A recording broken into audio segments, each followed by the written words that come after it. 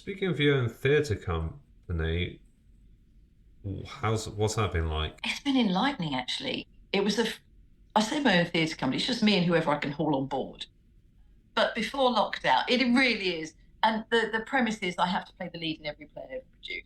No, I don't. I'm saying that. The last play I produced, I wasn't even in. So I'm sort of joking a little bit. But I was in a play. I wanted to do a play called The Lover by by oh God, not Joe Alton. That's so annoying. Edit this bit off, think of his name, and I'll bung it in after. I wanted to do a play called The Lover by Harold Pinter.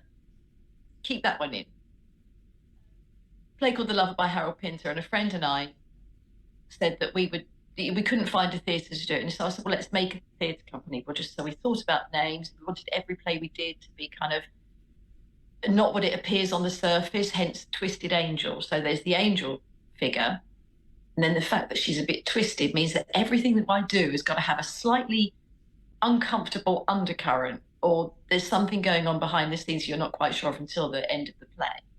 So we started rehearsing for that. I went off to Australia with my family for a few weeks because I've got other family who live over there. Came back. We'd been rehearsing, learning the lines. It was just March 2020. I came back, and then lockdown happened. So obviously we'd sold tickets. We had theatres in mind to do this production in, and then we had a pandemic, and so that put everything. No ideas of doing anything on stage at all were going to happen. So we put it to bed. He's now gone on to do other things. He's doing amazingly well. He's the Sky's Edge in London. Is it called the Sky? Standing at the Sky's Edge in London. It really, really taking the West End by storm. He's in that now. But I thought a couple of years ago, I've got to get this back off the ground. I had so many ideas, and then it was just like one of those things. You have a chat in a pub with one of your friends. I said, let's put on a show, and so we did. And we did that. And we did a play called Kin by Max Dickens, which I found just on Concord Theatricals. It's a two-hander, two women our age, which you don't get many plays that are good for women our age. So we started rehearsing. We found a rehearsal space for free, which is unheard of. And we sold out. We did 3 venues across Sussex, and we sold out everywhere we went. I mean, the small venues, so this isn't like 400 seaters. And then I did another play. Somebody came to me with another play, Wasted by Kate Tempest, and said, I'd really like to put this on. Would Twisted Angel do it? I'm like, absolutely.